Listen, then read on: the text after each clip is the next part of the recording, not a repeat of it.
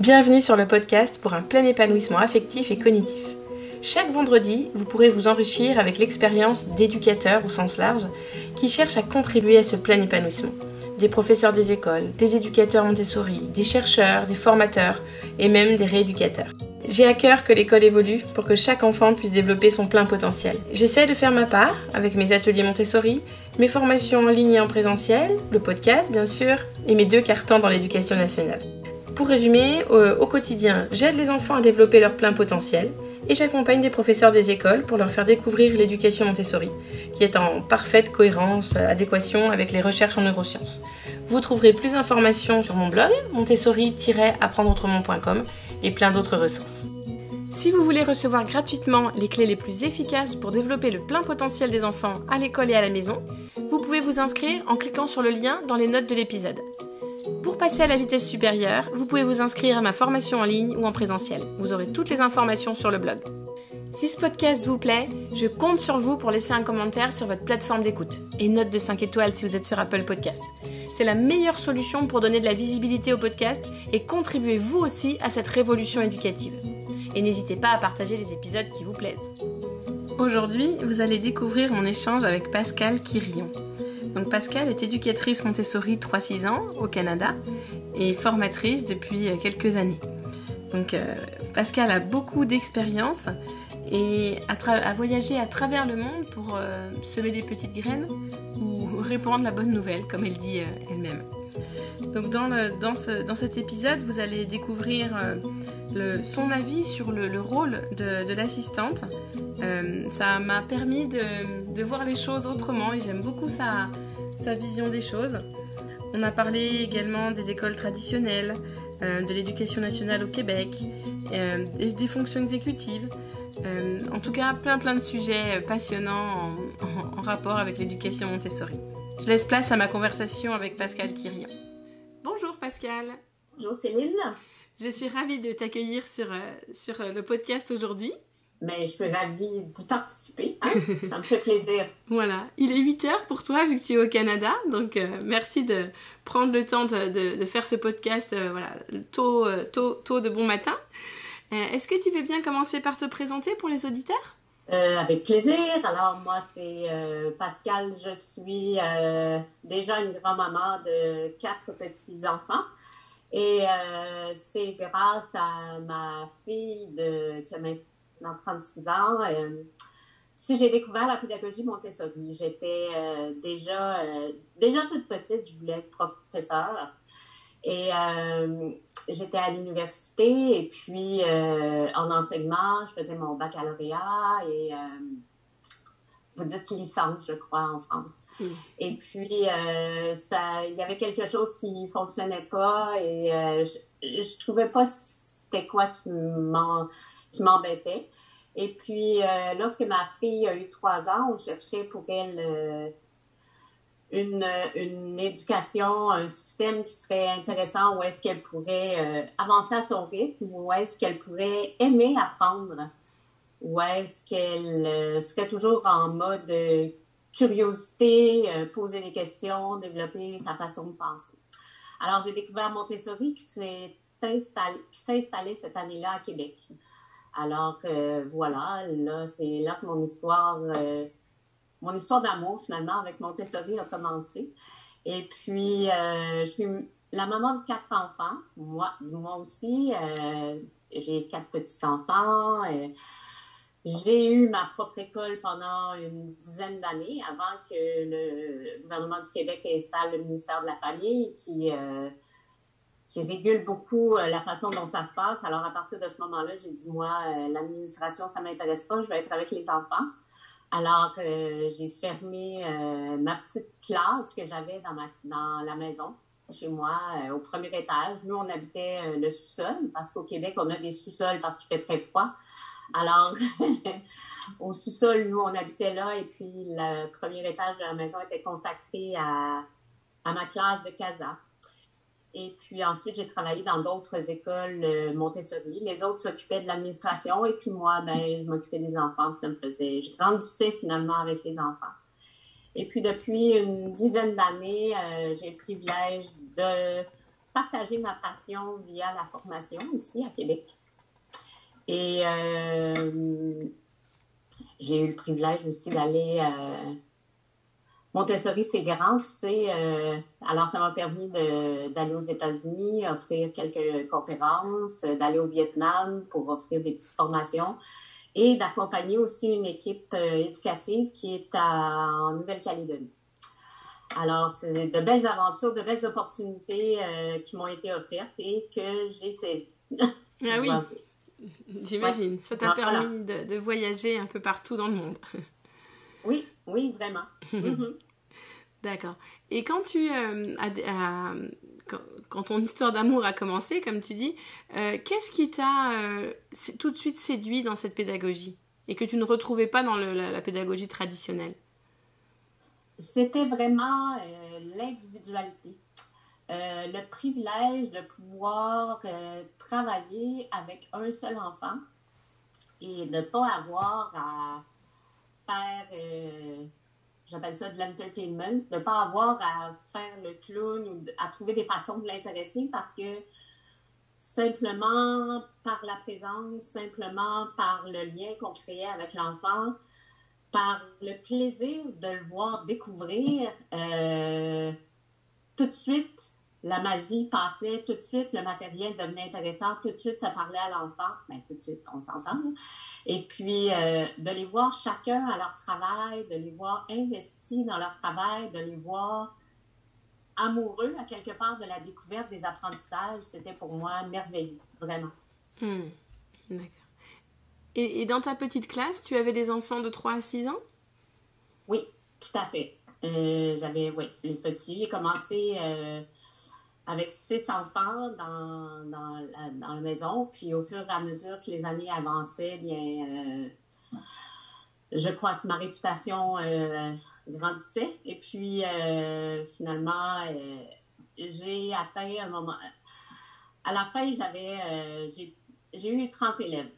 Ben, j'étais pas toute seule, là. J'avais une amie qui est devenue... On travaillait ensemble. J'aime pas dire assistante parce que enfin, on travaillait ensemble avec les enfants. Et puis, j'avais une autre amie qui avait fait sa licence en art et puis qui venait partager sa passion à elle aussi avec les enfants une demi-journée par semaine pour enseigner les techniques d'art. Bon, c'est plus ou moins Maria Montessori, là, mais c'est pas grave. Les enfants ont adoré, ils ont appris des belles choses, ils ont exploré des belles avenues. Alors, voilà. Et ce qui t'a poussé à fermer cette petite classe, c'était la lourdeur administrative, c'est bien ça?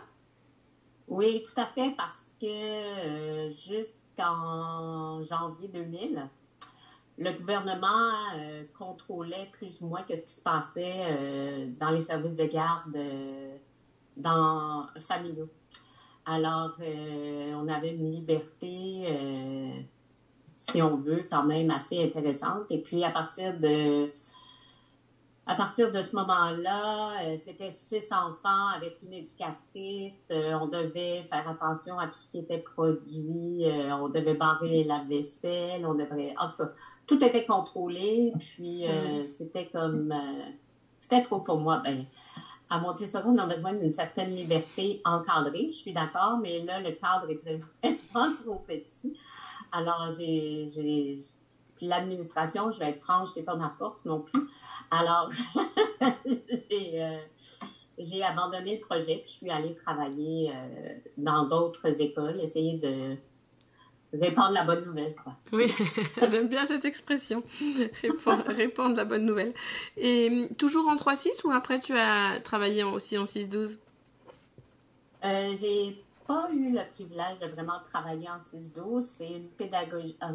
c'est une facette de la pédagogie qui m'intéresse, qui m'intrigue. Ça a l'air vraiment merveilleux, tout ce que les enfants peuvent réaliser, comprendre, comment on dit ça, manipuler. Le matériel m'appelle, mais j'ai jamais pris le temps, si tu veux, d'aller plus loin que le 3-6. Alors, j'ai toujours travaillé en 3-6, sauf une année où est-ce que j'ai eu l'opportunité de travailler dans un îlot. Ah oui. Alors, avec les 10 à 18 mois, parce qu'au Québec, on a quand même un long congé de maternité. Les mamans ont un beau privilège ici où est-ce qu'elles sont en congé de maternité jusqu'à 10 mois. Alors, les enfants arrivent souvent à la crèche, comme vous dites, à 10 mois, de 10 à 18 mois. Et puis, j'ai fait aussi quelques incursions dans les groupes de la communauté enfantine. Et de plus en plus, je m'y intéresse à ce fameux 0-3 ans, les 18 à 36 mois aussi. C'est un groupe mystérieux pour moi qui offre, je crois, plein de trésors, mais qu'on a de la difficulté à interpréter ou à comprendre. Alors, dans les dernières, parce que depuis que je suis revenue de Nouvelle-Calédonie en juillet en fait, j'ai pas repris le travail. Grâce au confinement, parce qu'il y a des belles choses aussi grâce au confinement, on a accès à des formations en ligne, on a accès à des conférences en ligne. Alors, les frais sont beaucoup moins élevés. Alors, j'en tire profit, si tu veux. Alors, j'en profite pour participer à des conférences, à des ateliers beaucoup sur les 18-36 mois, tu vois. Là, je suis en train de faire un refresher, là, qui disent sur la vie pratique avec l'Institut de Maria Montessori à Londres. Alors, c'est 4 jeudis après-midi pour moi. Et puis, ils nous demandent de faire des travaux, des comptes rendus, des petits essais. Et puis, c'est vraiment intéressant. C'est agréable de regarder, comme on fait pour les enfants, le chemin parcouru. Et puis, ça peut être agréable ou ça peut être un peu déstabilisant de voir que le chemin, on n'est pas encore rendu à destination, que c'est vraiment un chemin, la pédagogie Montessori, la transformation de l'adulte, tout ce qu'on peut comprendre, tout ce que, même si ça fait 6, 7, 8 fois qu'on lit la pédagogie scientifique, l'enfant, l'esprit absorbant, ah, mais j'avais pas compris ça encore. Ah, mais j'avais pas vu ça encore. Alors, il y a toujours quelque chose à découvrir. Puis, moi, en tout cas, je lève mon chapeau à Maria Montessori pour tout ce qu'elle avait eu instinctivement. C'est sûr qu'elle avait des études, c'est sûr qu'elle avait une façon d'observer. C'est sûr qu'elle voulait percer le mystère de l'enfant, mais à quelque part, elle était très intuitive. Et c'est grand de voir tous ces mystères qu'elle a percés et puis qui, aujourd'hui, sont finalement, si on veut, approuvés ou libellés par les neurosciences. Alors, moi, ça me fascine.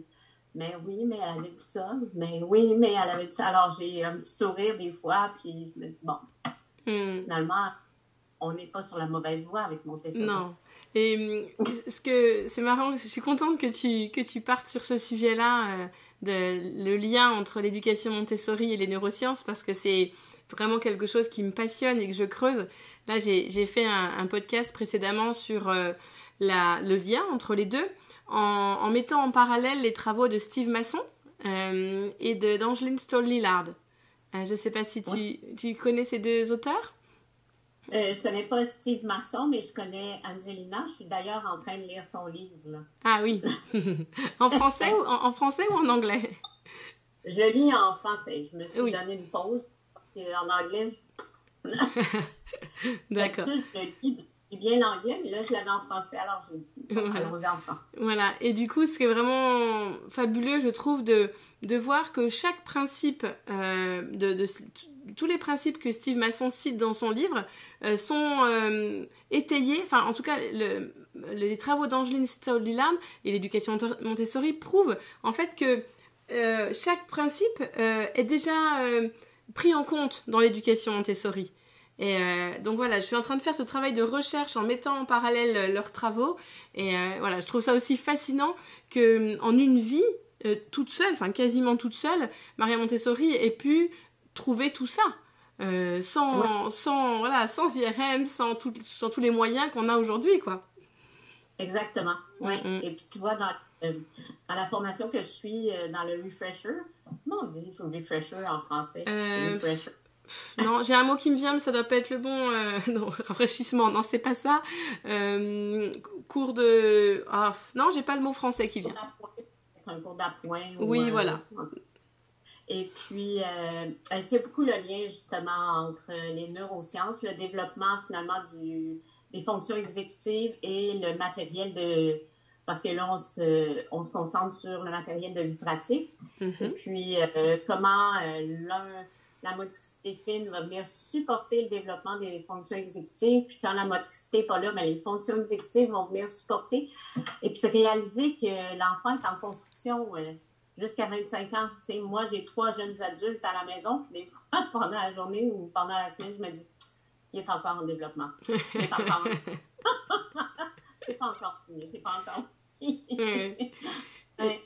Et c'est ça fou. nous permet de reculer d'un pas, puis de prendre une grande respiration, puis dire un petit pas aujourd'hui, puis demain, puis un petit pas la semaine prochaine, puis un autre dans un mois, et puis on va arriver. C'est un grand changement. C'est beaucoup de prise de conscience de soi-même que d'enseigner, que d'accompagner les enfants. C'est de reconnaître nos forces, oui, mais c'est de reconnaître nos points à travailler aussi.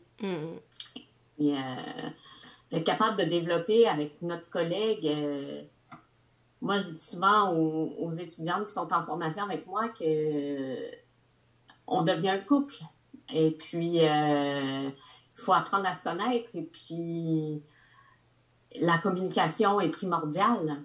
Tu sais, on n'a pas le choix. Puis, on doit être cohérente. On doit les deux aller dans la même direction pour supporter le développement de l'enfant puis sa sécurité. Ben, c'est un grand travail. Et c'est pour ça que tu n'aimes pas utiliser le mot assistante?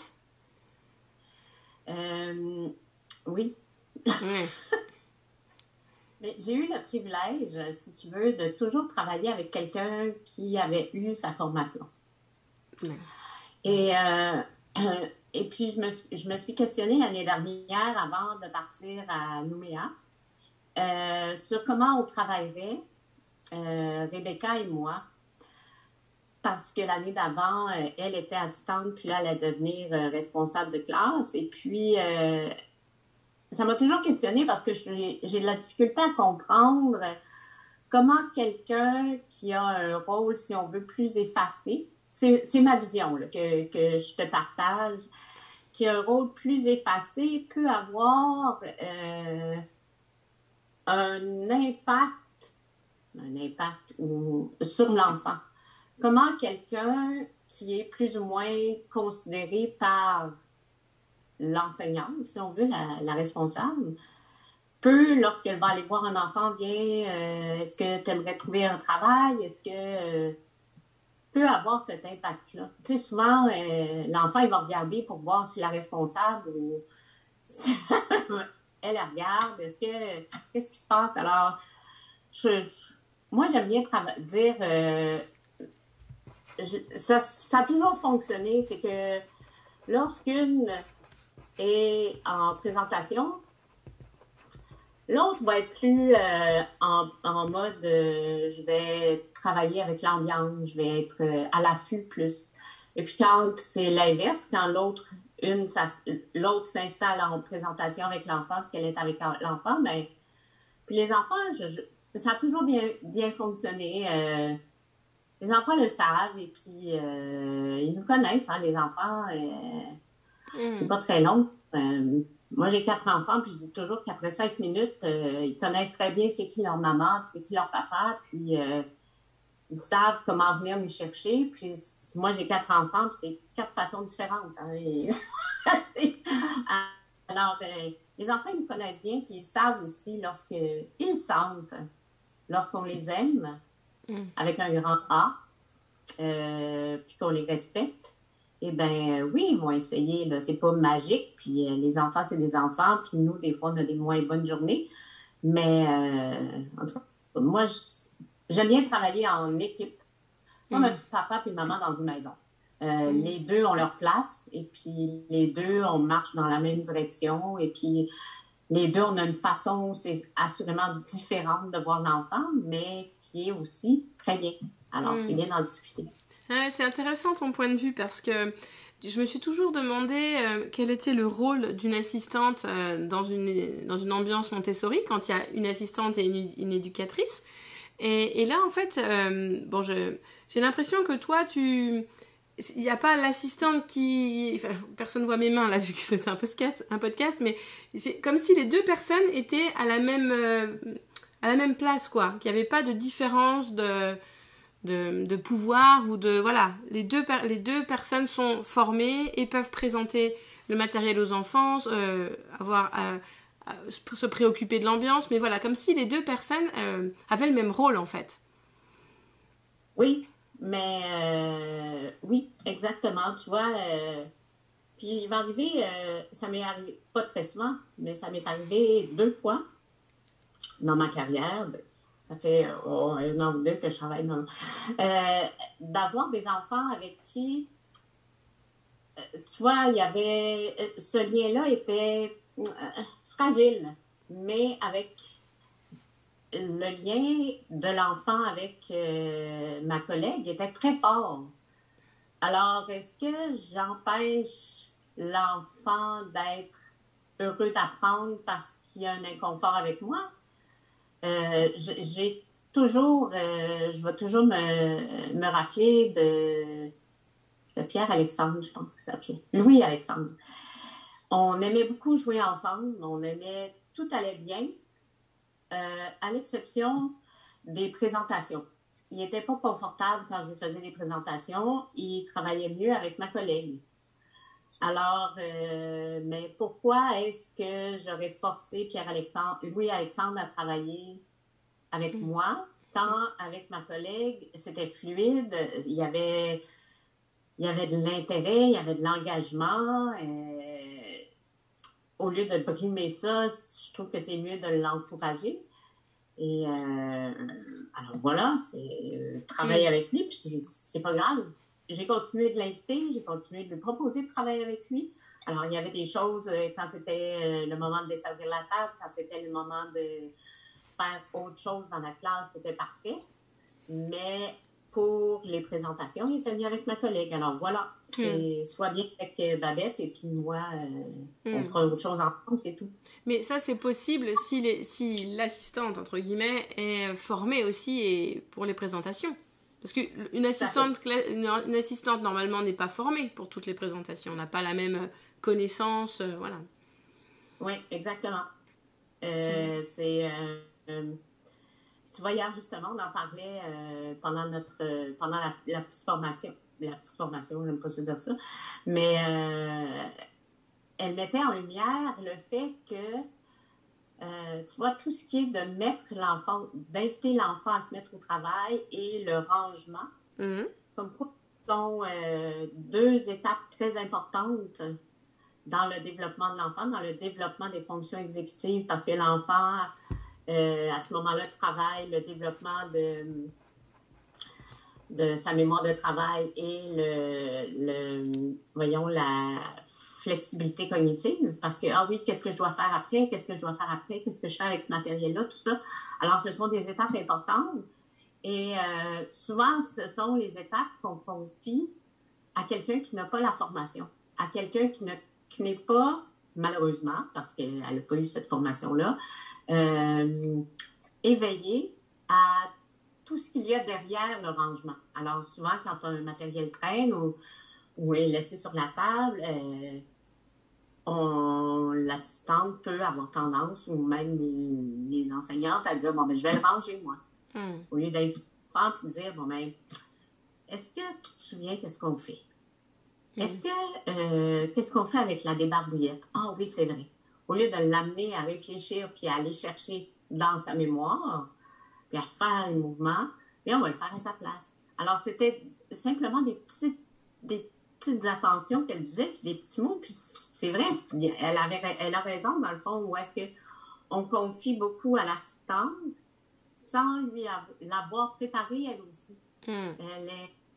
elle aussi, elle doit avoir ça. Puis j'imagine entrer dans une classe de 3-6 ans et pas connaître les présentations et pas connaître le fonctionnement.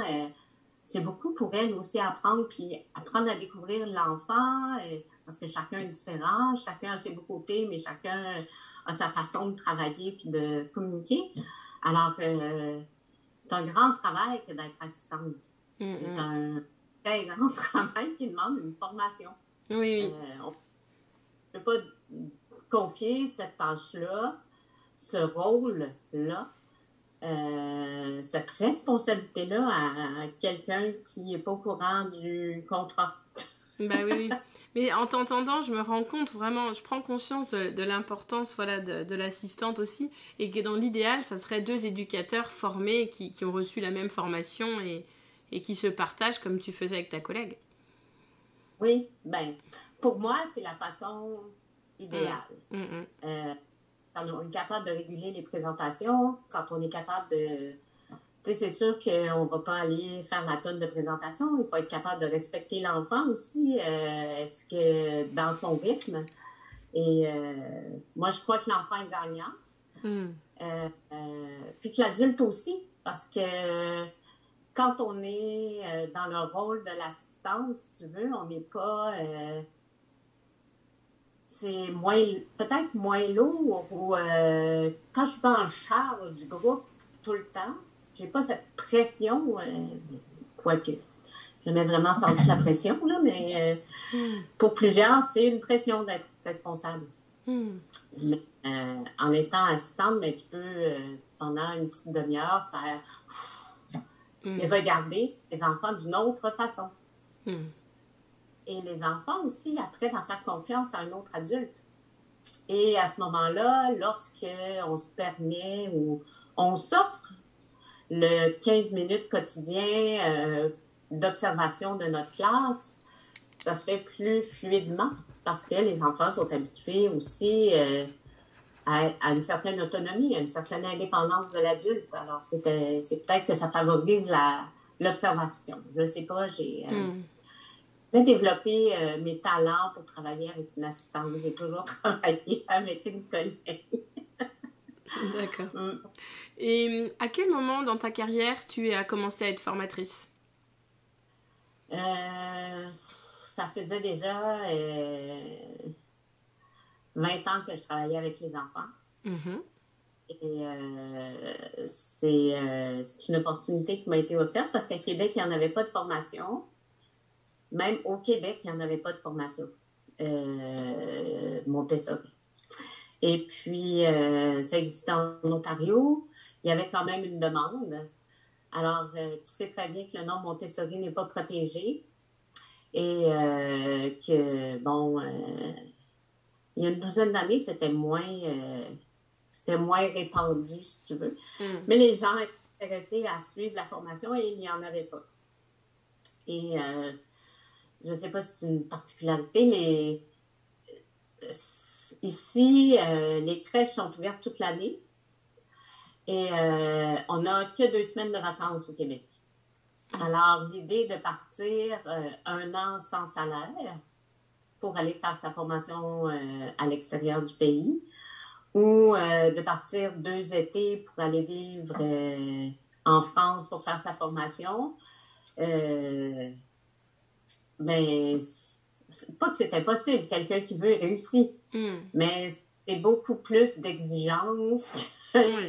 Alors, c'est une formation de 200 heures théoriques et 200 heures pratiques. En fait, et puis, elle est différente de d'autres formations. Mais comme c'est moi qui la donne, elle est excellente. Je sais pas si il me semble quand je suis allée voir ton site, ce n'est pas une formation AMI. Hein, La formation, c'est MTEI, c'est le Canadian Montessori Institute. Voilà. Le directeur de l'Institut a suivi sa formation AMI à Perugia avec Mme Paolini. Et puis, il a suivi sa formation de formateur avec le centre de formation Saint-Nicolas à Londres. D'accord. Et voilà. Alors, ça fait déjà plus de 20 ans qu'il est au Canada. Et puis, ça fait 12 ans qu'il est à Québec. Et puis, à Montréal, ça fait 7-8 ans à peu près. Et si des auditeurs voilà, qui nous écoutent ont envie d'aller se former au Canada, est-ce que, tu sais, souvent on entend parler l'AMI comme la référence et vraiment le diplôme reconnu dans le monde entier. Quelle est la différence du coup avec l'organisme là, que tu viens de citer? Cet organisme-là est approuvé, si tu veux, parrainé par MACTA. C'est une association internationale de formation Montessori aussi. J'ai pas suivi la formation AMI 3.6 et je suis mal placée pour dire quelles sont les différences, quelles sont les similarités. Je crois que dans le nombre d'heures que nous on offre, il y a moins d'heures. Peut-être que c'est... mais c'est différent, tout à fait. Mais je peux pas ni critiquer l'un ni critiquer l'autre parce que je connais pas les deux. Ben oui. Alors, d'accord. Alors, voilà. Et puis, tu sais, souvent, je fais la comparaison. Souvent, les gens me demandent, oui, mais c'est quoi la différence avec AMI? AMI, c'est meilleur. J'ai dit, je crois que c'est différent. On pourrait comparer ça à des universités. Il y a l'Université du Québec à Montréal, il y a l'Université du Québec à Rimouski, il y a l'Université Laval à Québec. Et puis, quand tu finis l'université, tu as ton diplôme en éducation, mais c'est l'individu qui va donner la couleur à sa classe. C'est l'individu qui va faire que il va aller continuer de chercher, continuer de s'améliorer, continuer d'approfondir, ou qui va dire, bon, ben ça suffit, moi je fais ça, moi je fais ça. Il y a des individus qui ont plus... puis au début de notre carrière, peut-être qu'on va être plus laxiste ou à l'opposé, plus sévère, on dit. Et puis au fur et à mesure du temps, on va s'ajuster dans notre personnalité, dans notre prise de confiance en soi, dans notre prise de conscience de l'impact qu'on a sur l'enfant. Alors, c'est ça, moi je comprends ça à des universités différentes. Mais... Oui, mais j'aime bien ta réponse. Et ce que tu sous-entends là, c'est que, en gros, la formation, c'est que le point de départ. Voilà. Et chaque individu va travailler différemment en fonction de ce qu'il est. Tout à fait. D'accord. Moi, j'aime bien voir la formation, comme tu dis, comme un point de départ. C'est ce qui nous donne l'élan. Ce qui nous donne envie de continuer ou dire, ouf, le contrat est trop gros. Oui. Et puis, c'est une marche à la fois. Hein. C'est un escalier, c'est un chemin. Alors, c'est d'un refuge à l'autre refuge. Et puis, c'est très bien des fois de s'arrêter et de dire, bon, mais là, je savoure ce que j'ai acquis. Je le partage avec les gens. Puis après, ben, je sais c'est quoi le petit bout de chemin qu'il me reste à faire. J'aime bien me reposer. Et puis, je vais me préparer pour la prochaine étape. Moi, je vois ça comme ça. C'est beaucoup en formation, peu importe la formation, c'est beaucoup à prendre en compte, à maîtriser. Maria Montessori parlait d'incarner. C'est géant, là. Alors, si on veut faire tout, on y arrive pas. Même un an ne serait pas suffisant, quoi. Ben, je crois pas. Alors, je crois que comme on découvre toujours avec les enfants, hein, puis à un moment donné, on se dit, bon, mais j'ai tel point à améliorer. On devient conscient. On devient conscient de nos gestes. On devient conscient de nos réactions. On devient conscient de qui l'on est. Et puis, on accepte nos erreurs. Tout à l'heure, tu as dit, c'est comme avec les enfants, on accepte l'erreur, mais le jour où est-ce qu'on accepte qu'on peut faire des erreurs, c'est sain, c'est presque une résurrection pour l'être humain, là, de dire, ah, mais j'ai fait une erreur, je ne vais pas recommencer. Je suis améliorer, là. Oui, c'est pas la même chose que d'autoriser les enfants à faire des erreurs et s'autoriser pour nous-mêmes.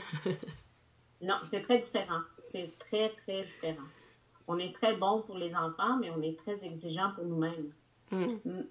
Et le fait de s'autoriser nos propres erreurs, ça change quelque chose pour l'enfant, ça? Tu penses que ça change quelque chose? Je crois que pour lui, nous, on devient plus tolérant pour l'enfant, comme on est plus tolérant pour nous. Et puis, on lui permet de recommencer et de recommencer et de recommencer. Ça ne nous empêche pas. Si je fais une présentation puis l'enfant le fait, tu sais, à Montessori, si l'enfant ne le fait pas, si on le regarde, on l'observe puis on voit qu'il ne fait pas comme on lui avait montré, notre premier instinct, c'est d'aller voir et de dire là, on est capable de mettre nos mains dans nos poches et puis de dire est-ce que c'est ma présentation? Est-ce que j'ai bien présenté? Est-ce que j'ai fait de mon mieux? Et oui, assurément, on fait toujours de notre... Ben, je crois qu'on fait toujours de notre mieux. Je parle pour moi, pour plusieurs personnes. Et puis, qu'est-ce que ça nous permet? Là? Je pense qu'aussi, ça enlève beaucoup d'anxiété, ça enlève beaucoup de stress. Pas qu'on devient tolérant ou insouciant, mais on est capable de relativiser, de devenir objectif.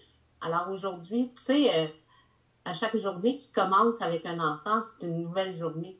Parce que c'est un nouvel enfant qui nous arrive, c'est pas le même qu'hier. Nous aussi, on est nouveaux. Alors, chaque journée nous offre aussi une nouvelle chance, de nouvelles opportunités. Alors, voilà. Mais dans la vie, je suis un peu insouciante, puis ces temps-ci, ça me sauve. Parce que je regarde les gens autour de moi, puis je suis là. Mais aujourd'hui, c'est aujourd'hui, puis c'est chouette, le soleil s'est levé, j'ai eu le privilège de le voir rose dans le ciel. Et tous les petits bonheurs au quotidien, de redevenir enfant, puis d'arrêter de se mettre de la pression. Moi, je le dis à mes étudiantes, parce que moi, j'ai le privilège de former, donner la formation 3-6. J'ai le privilège de travailler avec la petite enfance. Puis, je sais que c'est important, la petite enfance, que c'est bien. Il faut faire de notre mieux quand on les accompagne. Mais si un jour, je manque une intervention ou si un jour, je manque une présentation, les enfants, ils vont aller, je dis toujours, ils vont aller à l'université quand même s'ils ont envie. C'est pas parce qu'ils ont une mauvaise journée, c'est pas parce que je fais une mauvaise présentation. Je fais de mon mieux, mais ça se peut qu'un jour, ça fonctionne pas, puis je pense pas que je viens de détruire la vie d'un enfant. Oui, tu relativises et du coup, ça t'aide à accepter tes propres erreurs quand il y en a. Quand tu en fais. Voilà. Je fais pas exprès pour faire des erreurs, mais répare après. Et ce que je trouve chouette, voilà, c'est que même si tu es formatrice, tu continues de te former toi-même, voilà, parce qu'on a toujours des choses à apprendre, à explorer, et donc ça, je trouve ça chouette. Ouais, on a beaucoup de choses à apprendre, puis quand on a mon âge, on a tendance à dire, oui, mais moi, c'était comme ça, oui, mais moi, c'était comme ça, quand j'étais petite, c'était comme ça. Mais c'est plus comme ça. Alors, je suis qui je suis parce que mes parents m'ont offert l'éducation, m'ont offert le mieux de ce qu'ils pouvaient m'offrir. Et puis, les remercie. Et puis, j'ai offert à mes enfants le mieux que ce que je pouvais offrir. Puis, mon aîné me disait, oui, mais mon plus jeune frère, tu l'as pas éduqué de la même façon que moi. J'ai dit, c'est très bien ainsi. Ça prouve que j'évolue.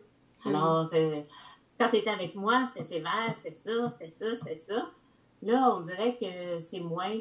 Je dis, oui, je suis peut-être allée trop à gauche. Maintenant, je vais essayer de revenir au centre. Mais, mais on évolue en tant qu'être humain. Puis, je pense que c'est important aussi, sans prendre tout pour acquis, sans prendre tout sans vérifier, sans venir vérifier aussi jusqu'où ça touche mes valeurs. Je crois que c'est important de rester à l'affût dans la mesure où est-ce qu'on est capable aussi de le vivre. Parce que Là, il y a beaucoup, tu sais, on parle de bienveillance, on parle de parentalité positive, on parle d'éducation à la maison, on parle de beaucoup de choses maintenant. Mais si des parents ne sont pas capables de travailler à la maison avec leur enfant, est-ce que l'enfant va bénéficier de l'école à la maison, même si c'est très tendance? Peut-être qu'il serait mieux d'aller à l'école. Tous les contextes d'école traditionnelle ne sont pas mauvais. Il y a des excellents professeurs au traditionnel, il y a des adultes dévoués qui travaillent auprès des enfants. C'est pas parce que le traditionnel était d'une certaine façon que c'est mauvais, puis c'est pas parce que c'est Montessori que c'est tout bon non plus. Il faut savoir garder les yeux ouverts, je pense. Et puis voilà. Est-ce que on se questionne tout le temps. Oui. Ben ça, c'est important. C'est important, je pense, de se questionner. Et est-ce que tu as essayé à un moment dans ta carrière d'accompagner des écoles traditionnelles pour qu'elles découvrent les avantages de l'éducation Montessori?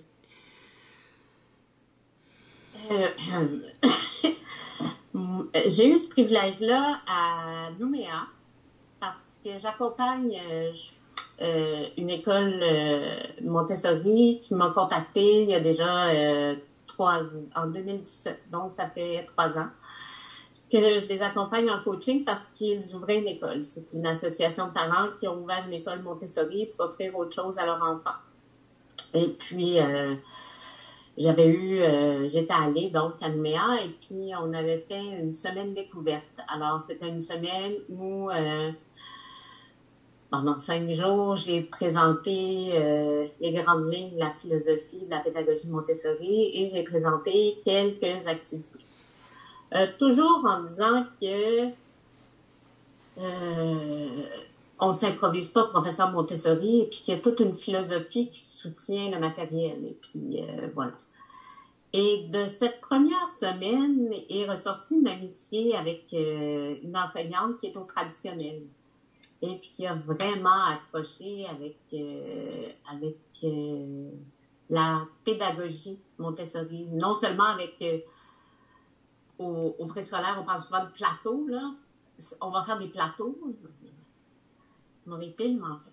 Alors, c'est pas parce qu'il y a des plateaux dans ta classe que la philosophie est derrière. Si c'est toi qui décides quel plateau fait quel enfant à quel moment, c'est futile. Alors, il y a j'avais 15 participantes, tu vois, et puis il y en a une qui est devenue, qui a mis en place la pédagogie Montessori dans sa classe et avec ses filles.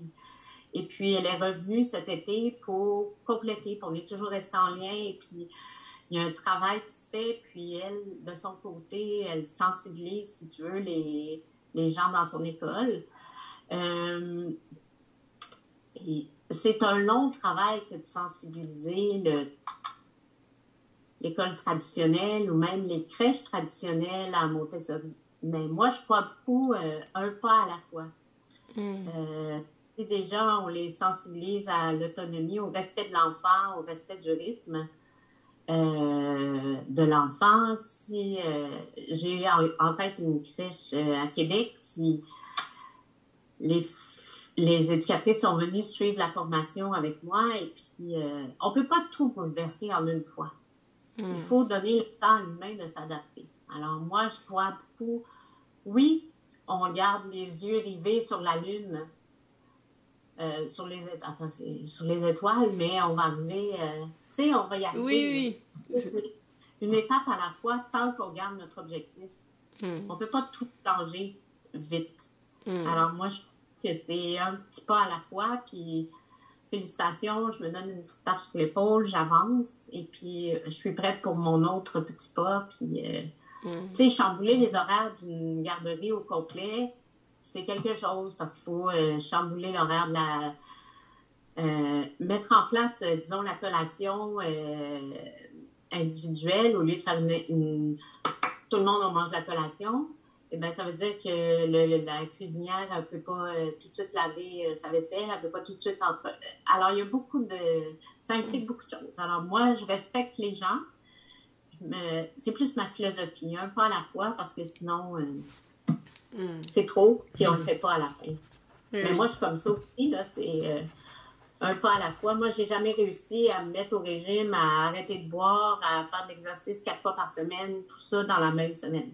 Ça me prend un objectif à la fois. Moi, j'ai du mal avec un pas à la fois.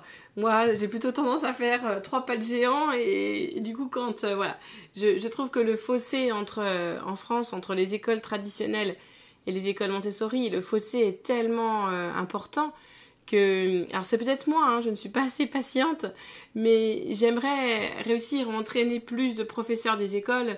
Tu vois, je suis sûre qu'ils sont nombreux à écouter le podcast, mais écouter le podcast, c'est peut-être un petit pas. Mais tu vois, moi, j'aurais envie qu'ils en fassent 15 de plus, tu vois.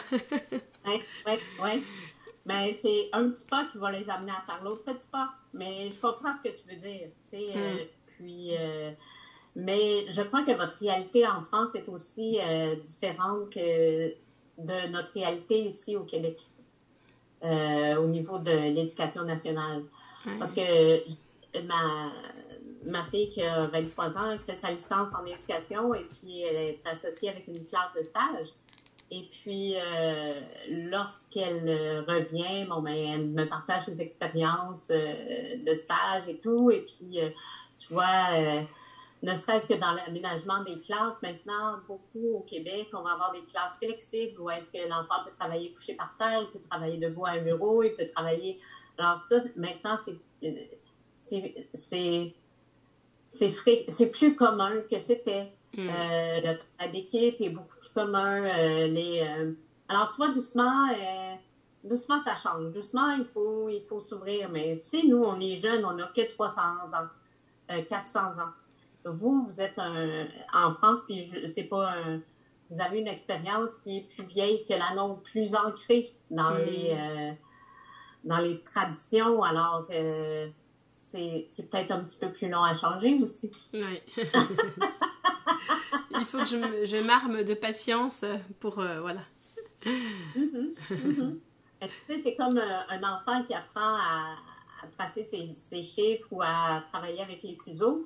Eh bien, c'est pas demain matin qu'il va travailler avec la BAC. Hein? Il y a un petit chemin, là. Oui, c'est ça.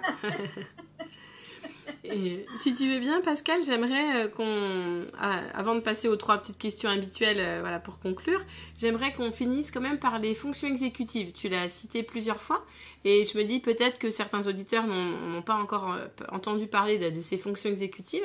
Est-ce que tu voudrais partager un peu ton expérience à ce sujet? Écoute, c'est très, très, très vulgarisé hein, parce que je ne suis pas une spécialiste du tout des fonctions exécutives. Et j'ai lu que le développement récemment, que justement le développement des fonctions exécutives, finalement, plus les fonctions exécutives sont bien ancrées chez l'enfant, sont plus développées chez l'enfant, c'est même plus important que son QI pour assurer sa réussite. Pas seulement sa réussite à l'école, là, sa réussite dans la vie de tous les jours.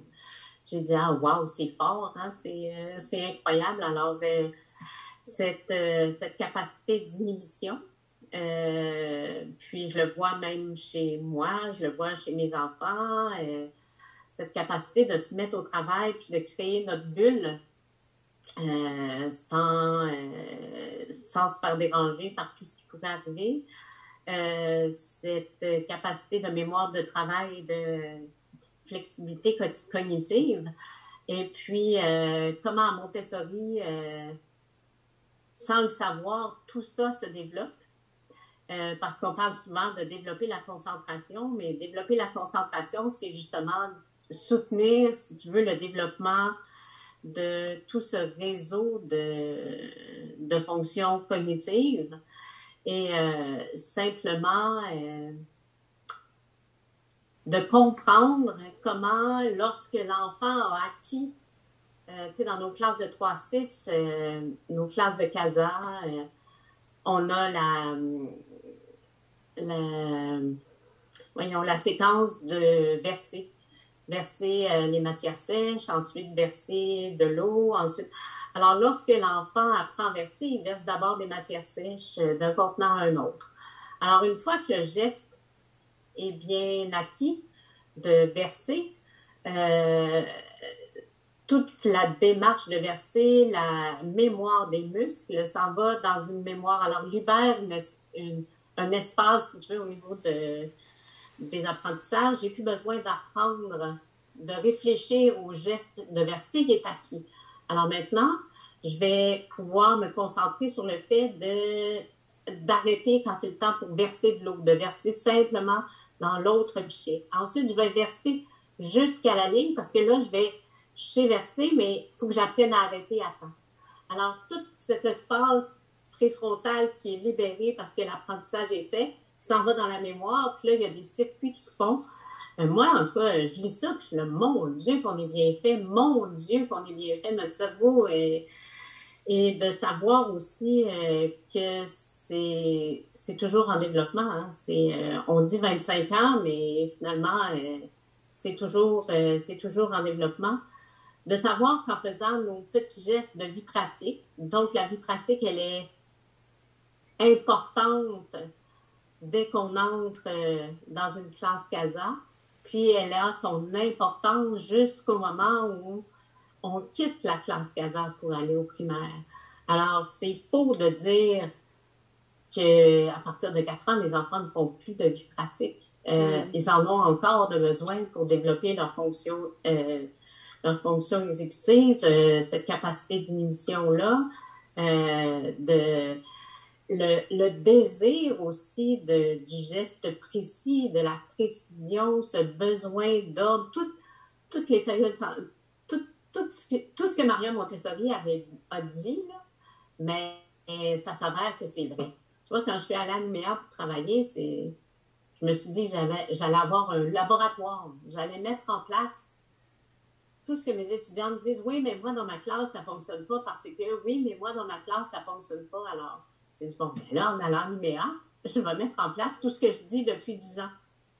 Et puis, ben, c'est avec regret ou avec grande joie que je vous dis que lorsqu'on met en place les grands principes de la pédagogie Montessori, ne serait-ce que le 2h30 à 3 heures de travail ininterrompu, l'ambiance préparée, l'environnement préparé, toujours nickel. Quand on a un groupe multi-âge, quand on a des gens qui ont la formation dans la classe, mais l'enfant se révèle. C'est merveilleux. En tout cas, moi, je les remercie, École Flandre, de m'avoir accueilli parce que ça m'a vraiment donné un second souffle de retourner avec les enfants. Nous, au Québec, on dit sur le plancher des vaches, de retourner dans la pratique pour mettre en place avec la conscience, avec l'expérience que j'ai, la personne que je suis devenue. J'ai beaucoup appris, j'ai beaucoup aimé, j'ai adoré. S'il m'appelle demain matin, on le dira pas trop fort, mais c'est sûr que... Tu serais prête à y retourner. Oui, surtout avant l'hiver québécois. Oui, oui, c'est sûr que la météo n'est pas la même. Je sais pas si j'ai répondu à ta question sur les fonctions exécutives. Là, si. Je me suis un peu perdue. Non, super. Et si tu veux bien, Pascal, on va terminer avec un livre que tu aimerais partager aux auditeurs. Un livre, une citation et coup de cœur ou coup de gueule, comme d'habitude. Un coup de cœur que j'ai eu, moi, c'est vraiment... voyons. L'enfant est l'avenir de l'homme. Je l'ai découvert l'hiver dernier, justement, pendant le confinement, j'ai lu presque comme un roman ce livre-là qui explique bien finalement le développement de l'enfant de 0 à 6. J'ai vraiment adoré ce livre-là. Je le suggère à tout le monde. Mais en même temps, je me lance dans la découverte là, des livres. Tu vois, puis j'ai lu aussi Quand l'école s'adapte aux enfants. De Donna Bryan-Gertz. Ah, mais ça aussi, là, c'est un autre coup de cœur. Parce que cette année, j'ai le privilège, ou je m'offre le privilège de pouvoir lire. Parce que tu sais, quand on travaille toute la journée, qu'on donne la formation le week-end, le soir à 7 heures, lire des livres de pédagogie, c'est dur. C'est un effort surhumain. Alors, je découvre des beaux livres. Ah oui. Celui de Donna Bryan-Gertz, c'est le tout premier que j'ai lu. Et ça a été le point de départ. Ouais. Ah oui, oui. Tu t'as lancé. Oui, il y a 7-8 ans, je sais plus comment j'étais tombée sur ce livre, mais voilà, c'était mon premier livre. Wow! Tu vois, chez les petits, il y a Simone Davis qui a écrit The Montessori Toddler. Et Simone Davis, elle a une belle approche pour la communauté enfantine. C'est agréable de la lire parce que c'est comme si ça nous réconcilie avec cette tranche d'âge qui a une mauvaise réputation. D'accord. Et je crois, il faudrait que je vérifie, mais je me demande si elle n'a pas un podcast. Parce que je cherchais des podcasts en anglais. Oui, c'est The Montessori Notebook. Ouais. Voilà. D'accord. Ouais, j'ai fait une conférence et j'ai adoré ça parce que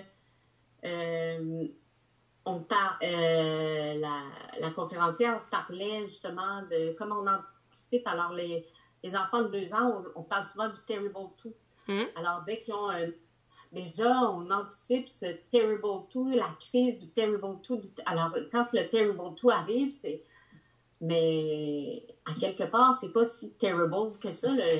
Alors, on a déjà une énergie négative face aux 2 ans qui s'en viennent. Mais finalement, le 2 ans qui s'en vient, il est pas... C'est comme la crise d'adolescence. Mais c'est pas une crise, là. C'est juste que l'enfant change son centre d'intérêt principal qui était la famille, ça devient les enfants. Alors, c'est peut-être nous qui avons de la difficulté aussi à lâcher prise sur nos petits adolescents. On a peur de ce qui va nous en... Mais tu sais, les adolescents, c'est gentil, là, ça m'en fout. Mais si, je m'en suis rendu compte il y a peu de temps parce que là, j'ai une maman qui m'a contactée pour que je travaille avec sa fille qui a 13 ans. Et c'était une première expérience pour l'aider à apprendre à apprendre, mieux mémoriser et tout ça. Et du coup, voilà, je découvre les adolescents et voilà, c'est une belle découverte. Je me rends compte qu'ils ne mordent pas. Oui, c'est une belle découverte. Encore une fois, il faut savoir tisser le lien. Il faut savoir connecter avant de penser qu'on va pouvoir montrer ou corriger. Ça, c'est une belle phrase que tu pourras retenir. Connect before you correct. Donc en français. Ouais. J'ai vraiment aimé ça. Comment c'est primordial de connecter avant de penser faire quoi que ce soit, puis que ce soit tout âge. Hein. Quand cette connexion-là n'est pas là... Et bah, du coup, la citation, hein, on pourrait dire que c'est une citation. Hein. Voilà. Voilà. Et... Oui, tu peux la redire en français, s'il te plaît, pour les auditeurs qui ne parlent pas anglais. Connecter avant de corriger, d'enseigner. D'accord. D'enseigner ou... Et on va terminer avec un coup de cœur ou un coup de gueule. Un coup de cœur, tu veux dire quoi à ce moment-là? Ben, c'est plutôt une expérience que tu as vécue. Voilà, une expérience que tu vis, ou si c'est un coup de cœur, voilà, ou même un coup de gueule, mais voilà, plutôt quelque chose de connecté avec ton expérience. Mon coup de cœur, je pense que c'est...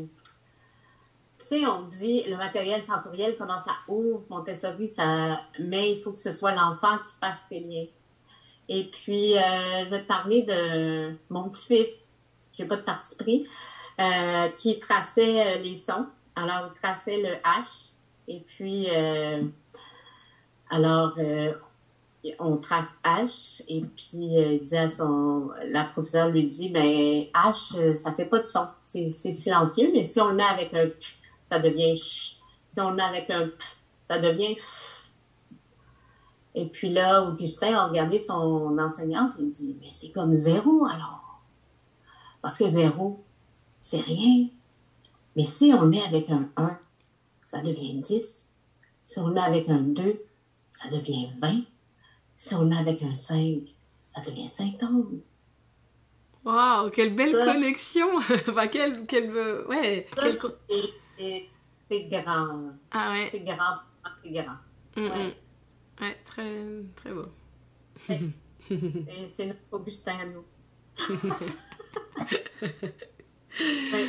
Bah, merci beaucoup Pascal pour aujourd'hui, c'était vraiment très agréable d'échanger avec toi et de rentrer dans ton univers. Mais ça m'a fait vraiment un grand plaisir. Et puis, si tu es à Québec, on aura une place à venir à la maison. On pourra discuter plus longtemps autour d'un verre de vin et 2 verres de vin. Si ce podcast vous a plu, je vous rappelle que je compte sur vous pour laisser un commentaire sur votre plateforme d'écoute et une note de 5 étoiles si vous êtes sur Apple Podcast. C'est la meilleure solution pour donner de la visibilité au podcast et contribuer vous aussi à cette révolution éducative. Et n'hésitez pas à partager les épisodes qui vous plaisent. À la semaine prochaine!